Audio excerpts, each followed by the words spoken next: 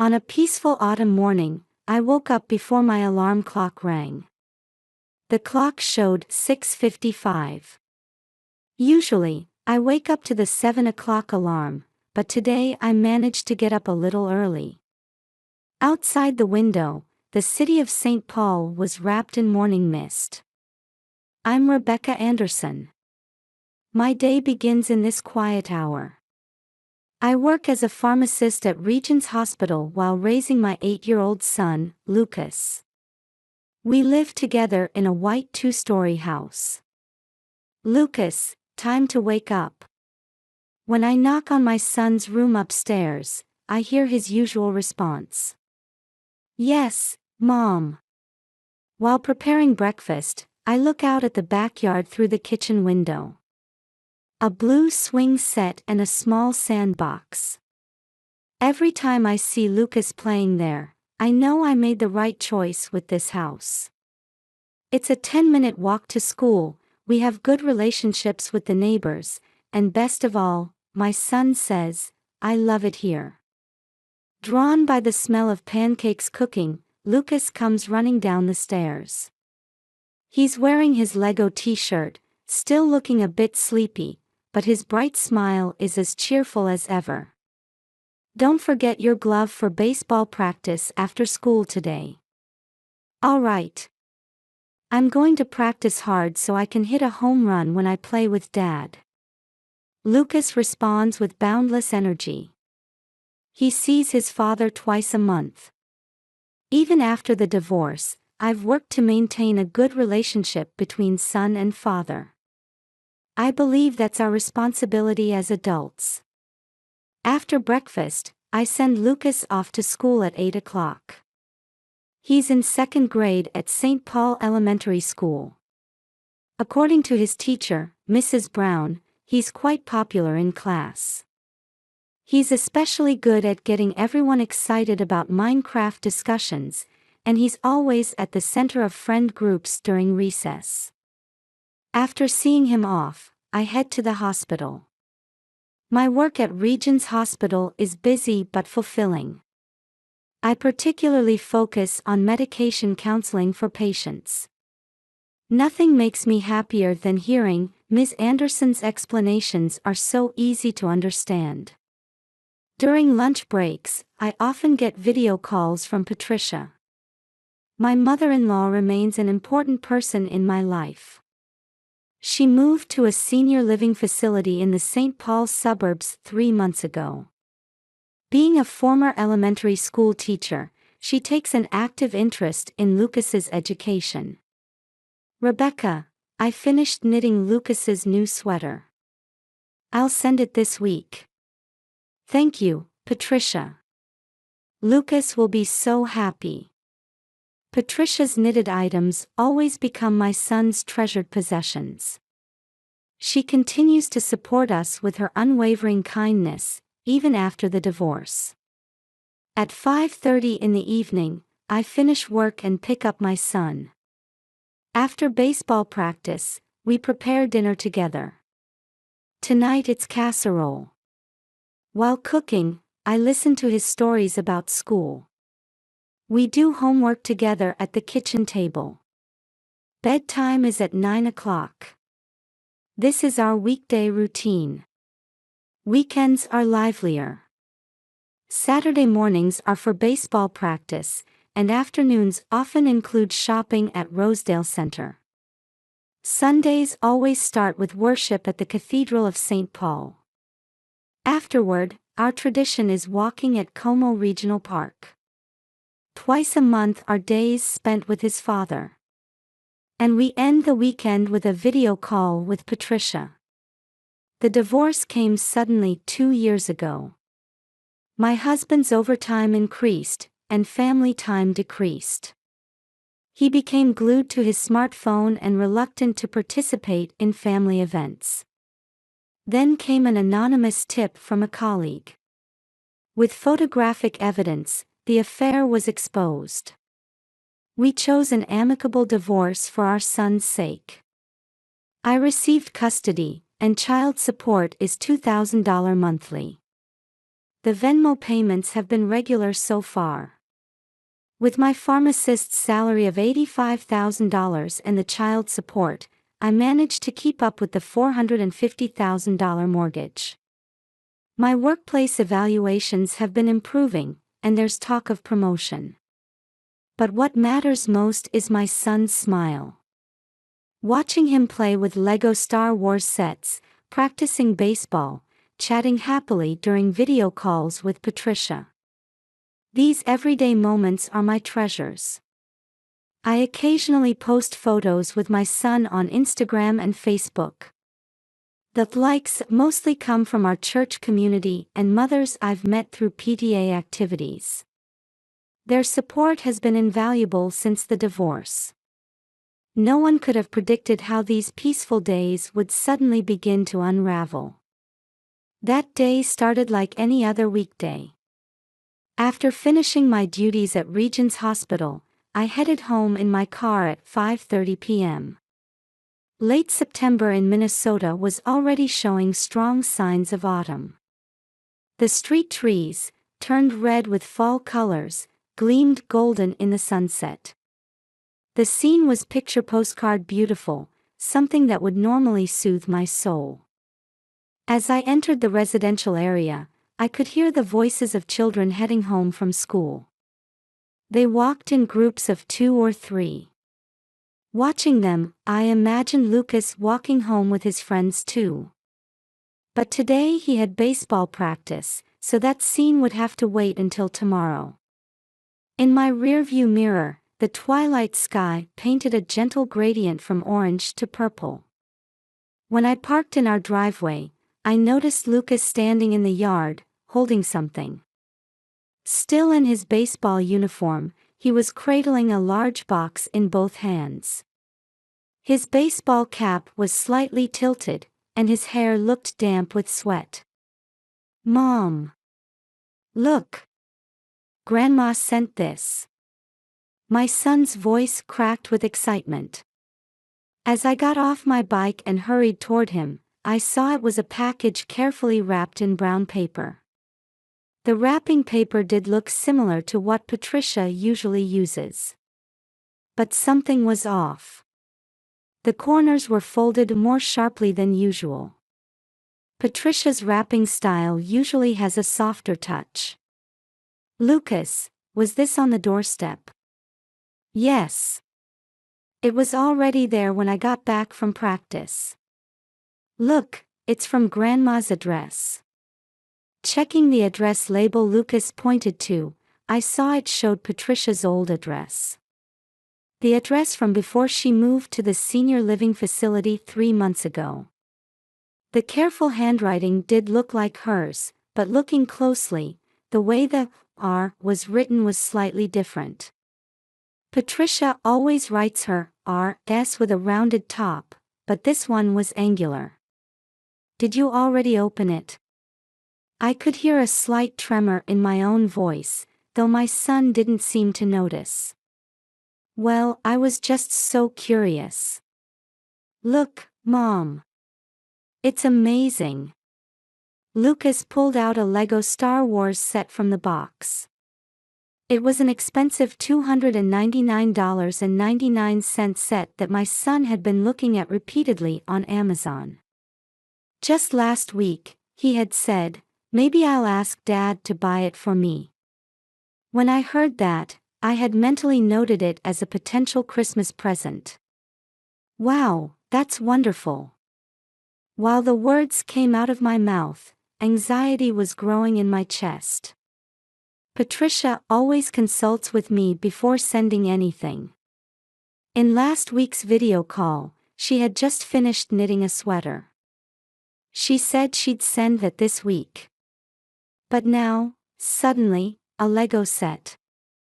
And from her old address. When I turned on the kitchen light, I found a card inside the package. On high-quality cream-colored paper, written carefully in blue ink. "My precious little star." Indeed, that's the phrase Patricia always uses for Lucas.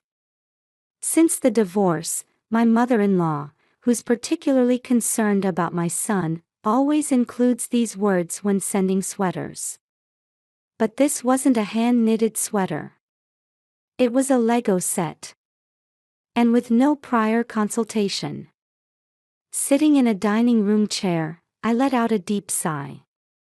Outside the window, the twilight sky was gradually changing colors.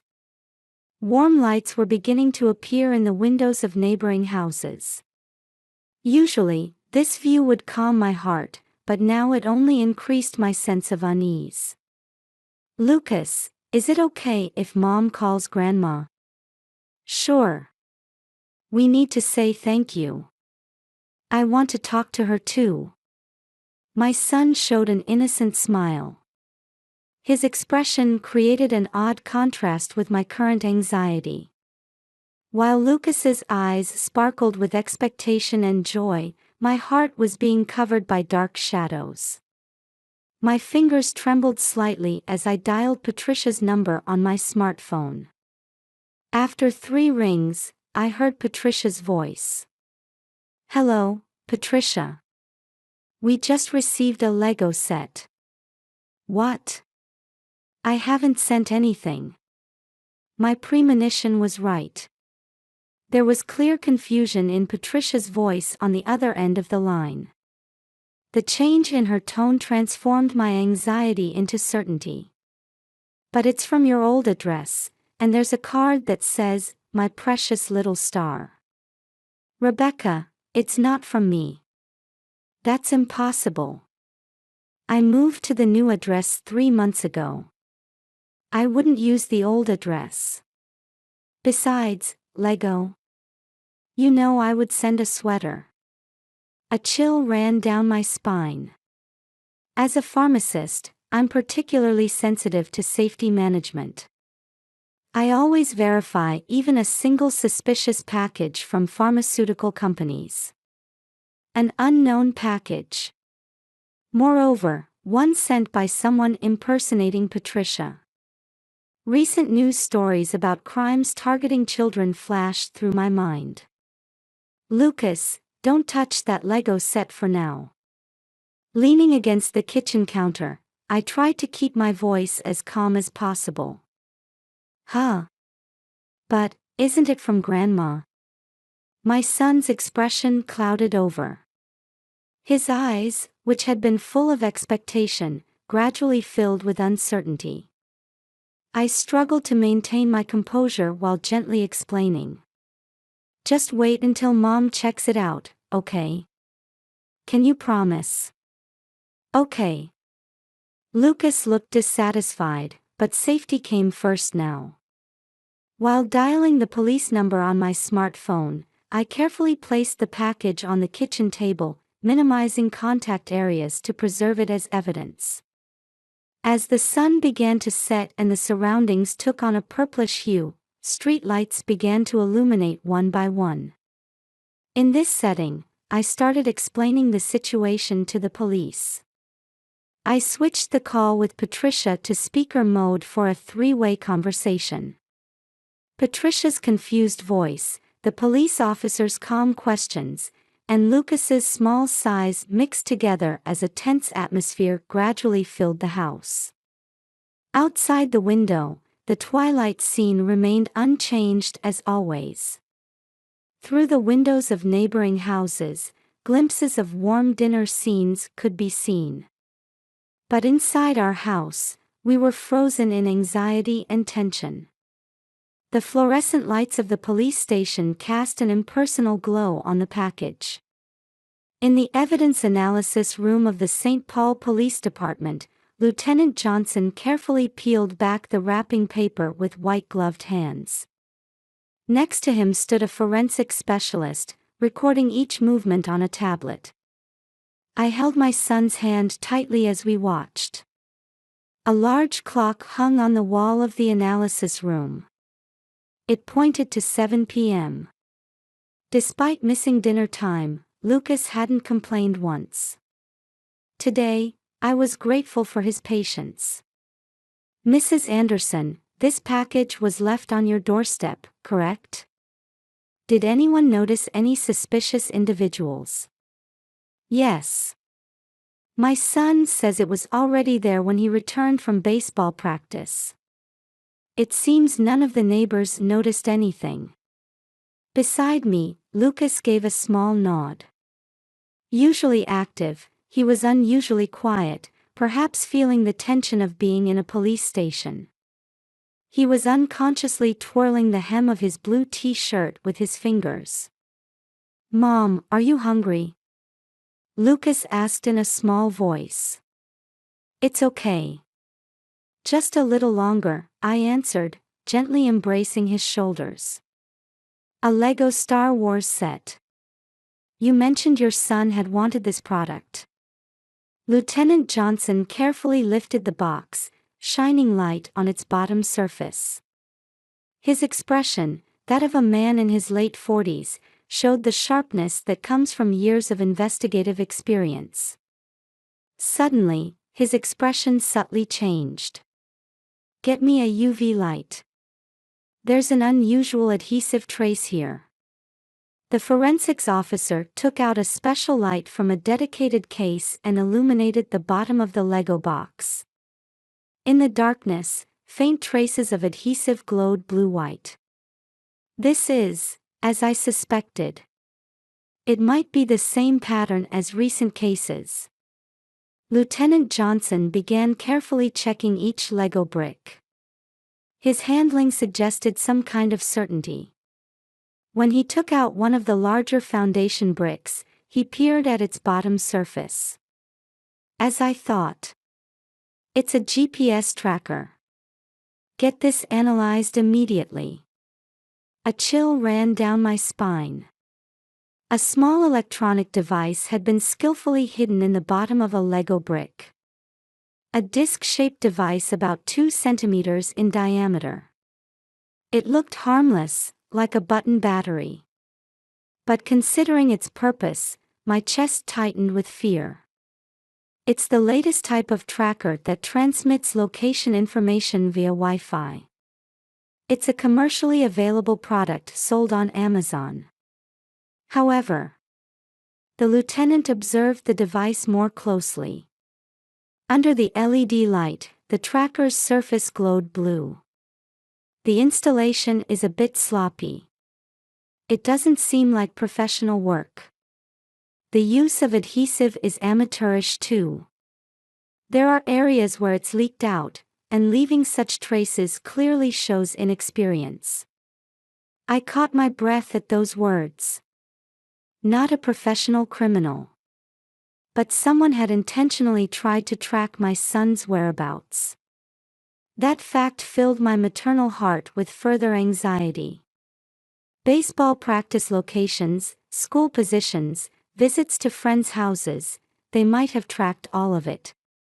Let us check the security camera footage. Fortunately, this area has a high rate of surveillance camera installation. We moved to the monitor room. In the dimly lit interior, multiple displays cast blue-white light.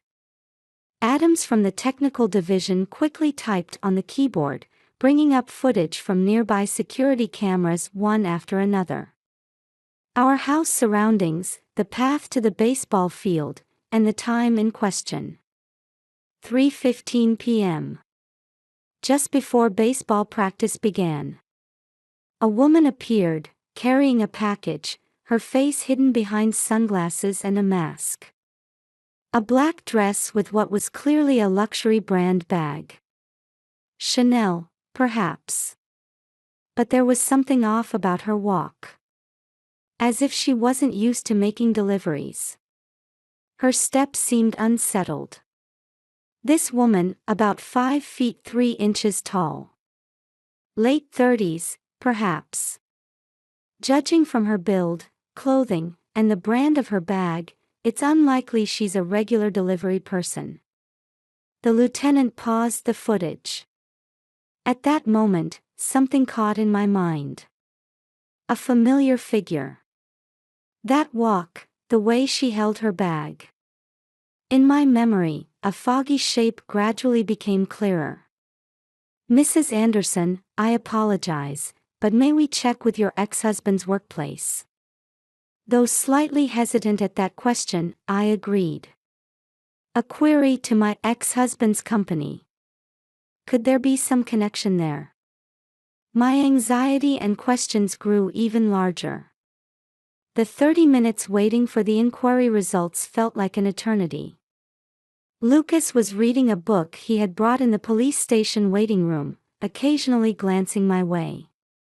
Looking at his innocent profile, I waited for the results with an almost prayer-like feeling. Mrs. Anderson. Lieutenant Johnson returned with a photograph. His expression was even more serious. Do you know this woman? The face in the photo was indeed familiar. My ex-husband's company year-end party. A woman I met just once, right before the divorce 2 years ago. Catherine Miller. I remember she was introduced as a colleague's wife. At the time, we just exchanged normal greetings. I never imagined I would see her photo again in these circumstances. Yes. I met her once, at a company year-end party. My words trailed off. Then suddenly, all the pieces connected. The affair that caused the divorce. The anonymous tip. The photographic evidence. Could it have been her? I felt slightly dizzy. Ms. Miller is reportedly separated from her husband currently. She's in the middle of divorce mediation at family court. The lieutenant's voice continued. The room's atmosphere grew heavier. And we've received information that your ex-husband has begun living with a new girlfriend. Various emotions swirled in my head. Anger, sadness, and above all, worry for my son.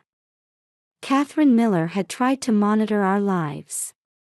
For what purpose? Revenge? Harassment? Or something more dangerous? I'd like to discuss future measures. First, would you consider installing security cameras? The lieutenant's voice continued. Outside the window, night had deepened.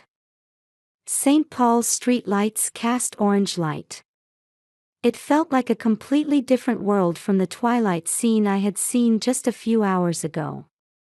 Lucas looked up from his book in the waiting room, looking my way. Looking at those innocent eyes, my determination as a mother solidified. I had to protect my son, in whatever form necessary. Even if the threat came from an unexpected person. Lieutenant, I'll cooperate in every way possible. For my son's safety, whatever procedures are necessary. My voice was stronger than I had expected. I was a bit surprised at my own strength. Yes, this might be maternal instinct. The instinctive strength to protect my son. The next morning, I faced Catherine Miller in the police station interrogation room. A few hours after her emergency arrest the previous night. In the small space surrounded by dim gray walls, she sat hunched over, still wearing her black dress. The expensive Chanel bag seen in the security camera footage had been seized as evidence. Her makeup was smeared, making her appear completely different from her intimidating presence of yesterday. Next to me sat Dr. Brown, the psychological counselor. Her calm demeanor provided a slight sense of comfort in this heavy atmosphere. Why did you involve my son? My voice was calmer than I had imagined. Through the glass, I could see her shoulders trembling slightly. Her suit collar showed wrinkles, presumably from the night before. I had a right to be happy too. Catherine's voice was thin and shaking. Traces of tears remained around her eyes. But he immediately went for someone younger. I was just a disposable thing to him, wasn't I? Her voice tone changed dramatically at times. The psychological counselor carefully noted this.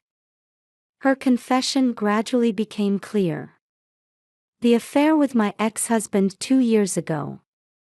It started with casual conversations, gradually developing into a deeper relationship. Then, her expectations for a new life with him. For her, stuck in a failing marriage, it represented hope for a new life. However, those expectations didn't last long. As soon as he broke up with me, he started with a new woman, and she's 23. I'm already 38. With a girl whose only merit is her youth, with no career. Her expression twisted with each word. Catherine was already separated from her own husband, in the middle of divorce mediation. She was on leave from work. The anger and desperation of losing everything had driven her to the edge. But why my son? Why try to involve an innocent child? I couldn't help but ask. At that moment, my maternal emotions seeped into my voice. I was watching your posts. On Instagram and Facebook. Daily updates of happy mother and son photos. Church events, baseball games, school activities, portraying the perfect single-parent family. Catherine's expression twisted more severely. Her fingers gripped the edge of the table tightly. I wanted children too. 7 years of fertility treatments. All failed. IVF, artificial insemination. Yet he's trying to start a new family with a young girl. I couldn't stand it. If only your son wasn't there, he would suffer too. Her words sent a chill down my spine. The air in the interrogation room felt like it had dropped below freezing. I planted the GPS to learn your movement patterns. Someday, if I got the chance. I was planning to kidnap him. But at the very end, I couldn't. Her voice trailed off. The fluorescent lights cast cold light in the interrogation room. The psychological counselor quietly placed a hand on her shoulder. Ms. Miller, Lieutenant Johnson began. This is a clear violation of anti-stalking laws. Additionally, targeting a minor makes this a particularly malicious case. Including attempted kidnapping charges, this won't be resolved easily. Catherine just nodded silently. Her expression seemed to have lost all will to resist. The subsequent response moved quickly.